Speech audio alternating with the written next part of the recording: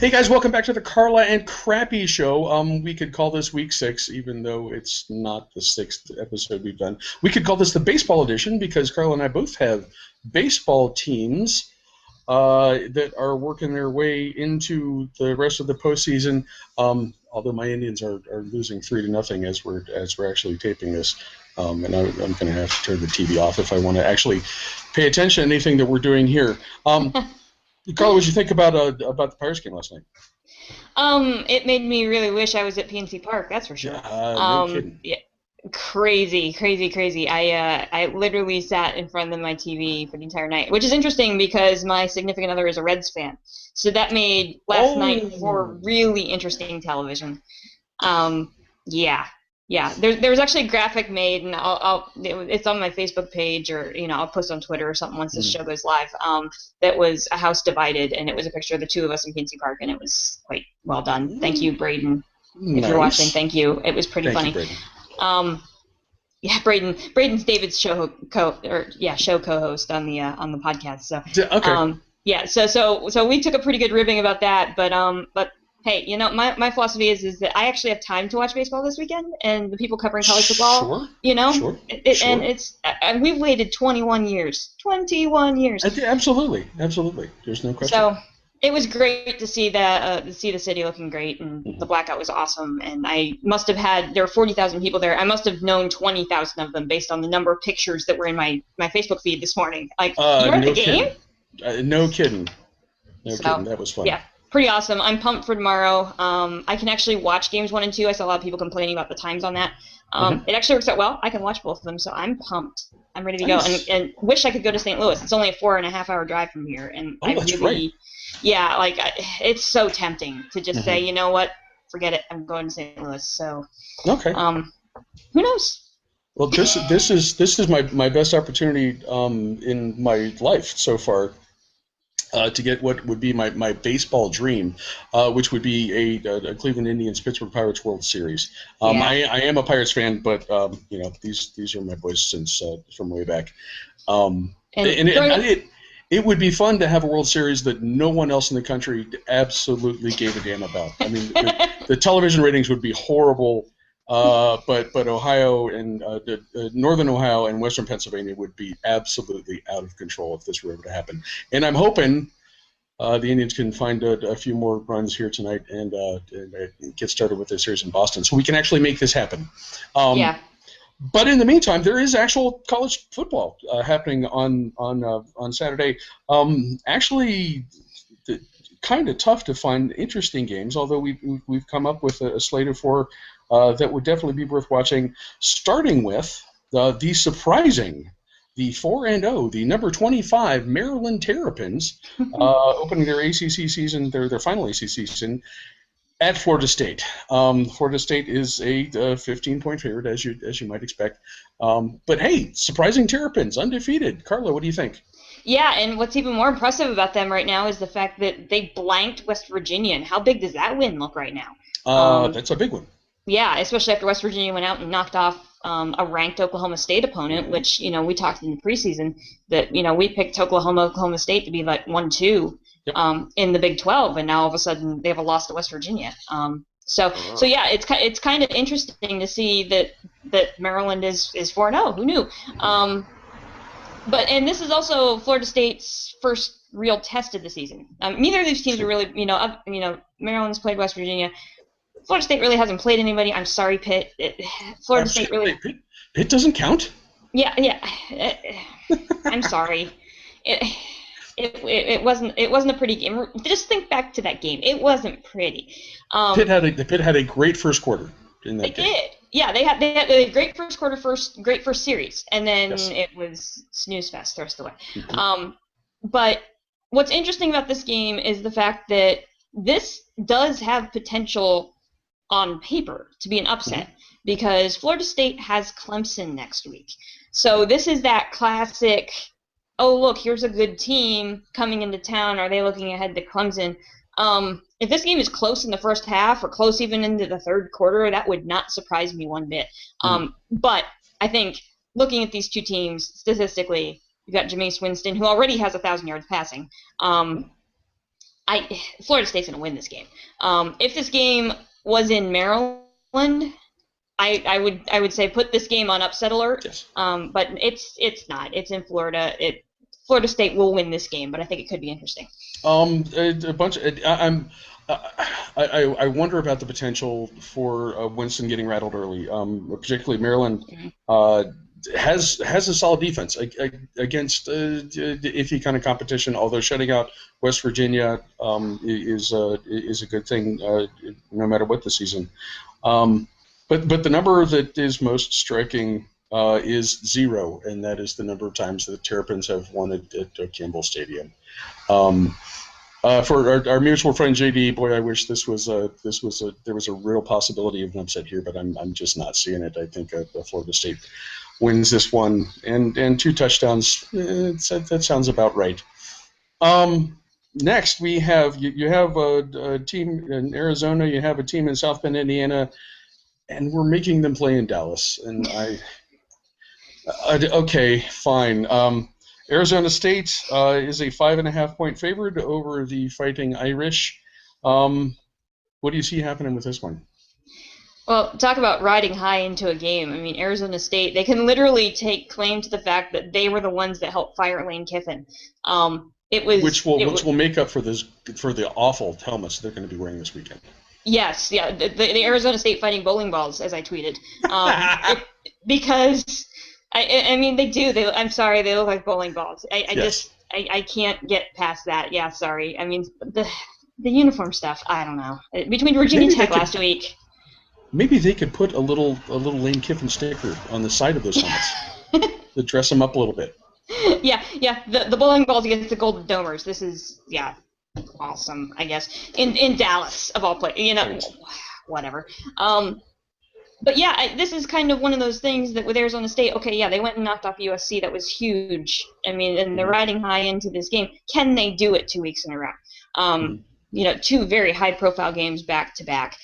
Yes, they had the benefit of being at home last week against USC, so it's not 2 weeks on the road, which is good. But yeah, I mean that's the huge question right now. Is Arizona State for real?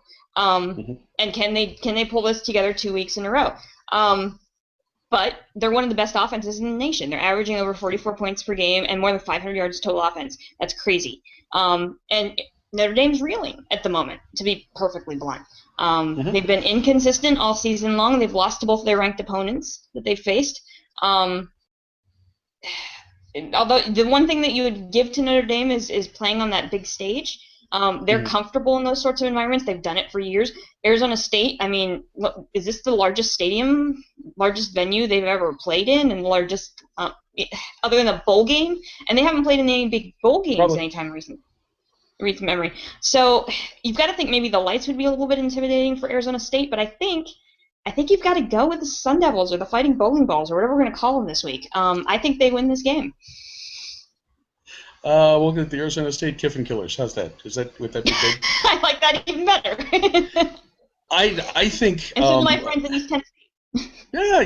Yeah, that would be good. I think this game has a little bit less to do with Arizona State and more to do with Notre Dame, and I think Notre Dame has been exposed not just because of the Oklahoma game that ND lost at home last weekend. Notre Dame struggled to beat Purdue a couple weeks ago, and as we've seen in the meantime, Purdue is not a good football team. They are going to struggle in a weakish Big Ten, and I don't think I think Notre Dame was ranked where they were at the outset of the season based on reputation, based on the fact that they played for the national title. I don't think there's a whole lot of consideration given to the changes at quarterback, some of the losses that they had on the defensive side of the ball. Notre Dame ain't what people thought they were going to be this season, and I think that alone is enough to pick Arizona State to win the Dallas Bowl. Or whatever it is, the Kiffin Bowl. We can maybe, I don't know what that yeah, is. there you go. Next on our schedule, College Game Day is going to Evanston, Illinois, And I'm going to be a mess over this game. This is, of course, Ohio State visiting Northwestern, nationally broadcast 8 p.m. Saturday night. Carla? Oh, you're just throwing it to me, just like that. Okay. Angst. I feel the angst in your voice, and it might be because, I just saw you sneak a peek at that baseball game. We're doing a show here. Yes. Anyhow. Look, yes, and we turning it off. No, we talked about this game at the beginning of the season, that we both had this game circled as a potential snag to an undefeated season for the Buckeyes. And, well, here we are. We got two undefeated teams meeting in Evanston. The two key things that I know that you already know is that Ohio State has the longest winning streak in the country, and they've won 28 of 29 against Northwestern. Yes. I'm sure those are probably no surprise to you. It's at night in Northwestern. Ask me about the last one that Ohio State lost to Northwestern. Okay, when was the last time Ohio State lost to Northwestern? I'm sure there's a story. I know it was in 2004, but other than that... It was a night game on the road at Northwestern. At Northwestern, right, yeah. Good. Yeah. Good. Yeah. Now, the only question I really have heading into this game is that, Northwestern's has beat Cal and Syracuse fairly substantially, and two cupcakes. This is their first real test. National spotlight, big stage, but Northwestern is at least used to this. I have to admit, I didn't watch a lot of the Ohio State-Wisconsin game last week. It was on. I wasn't really paying attention. But from what I saw, Ohio State looked good. I think they win this game, but my gosh, I think it's a fourth quarter nail-biter all the way. And I'm sorry. Okay. In advance. Okay. No, that's not. That's not an unfair assessment.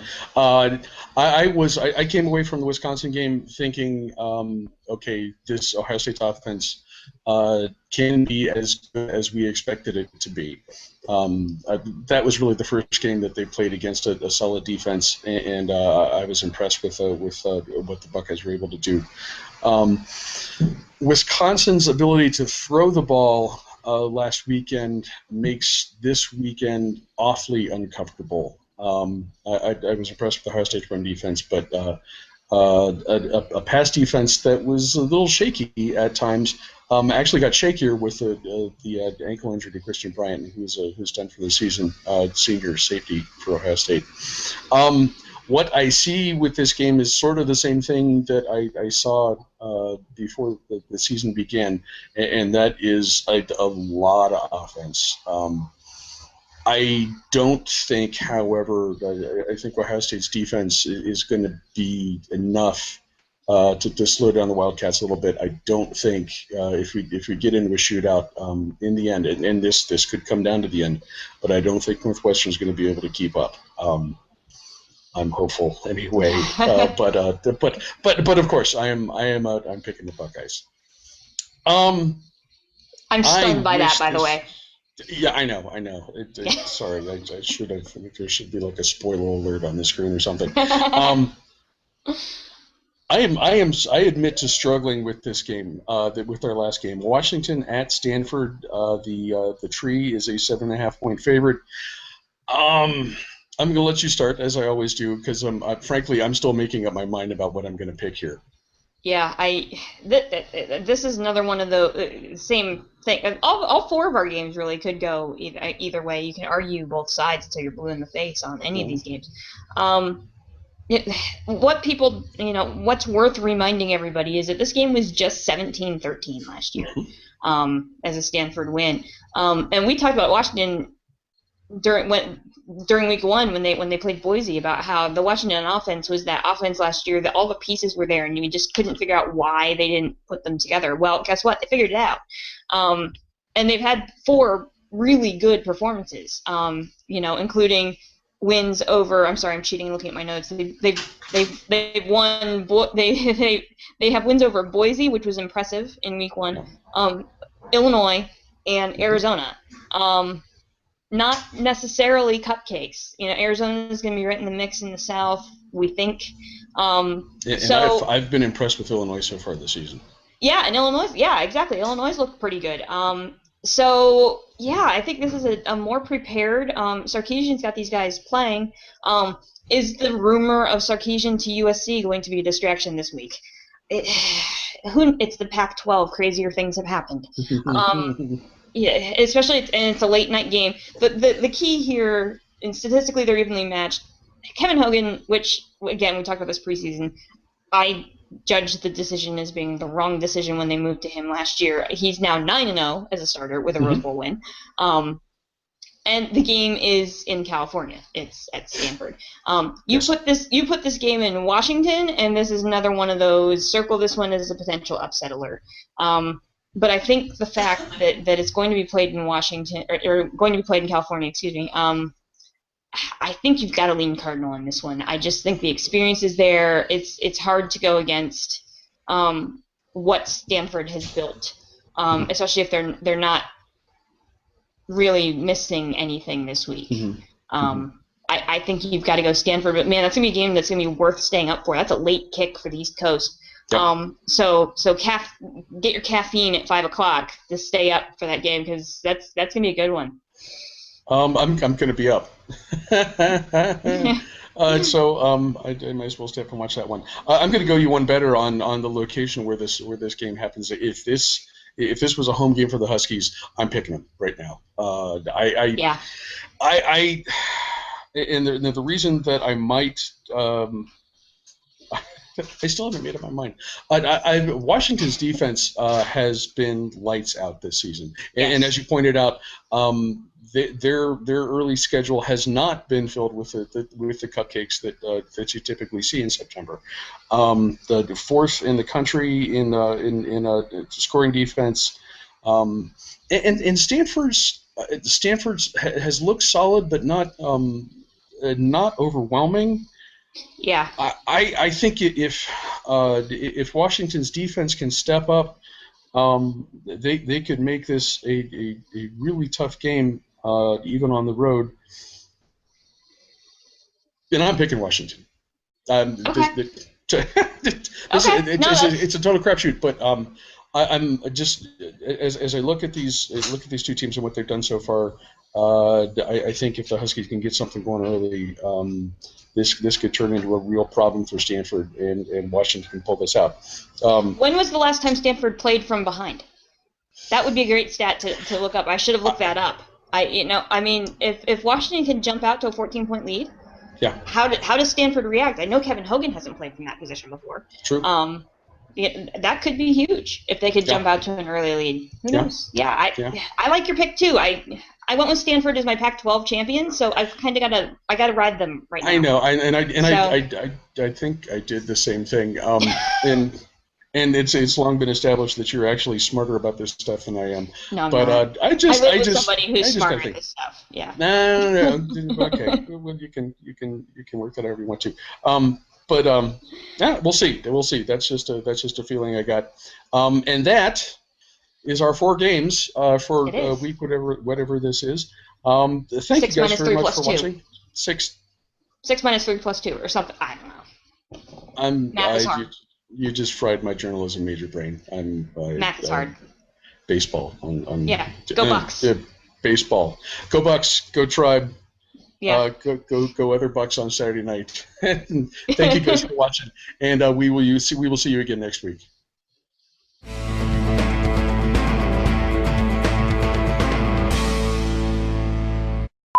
See, I'm going for all the kitty teams.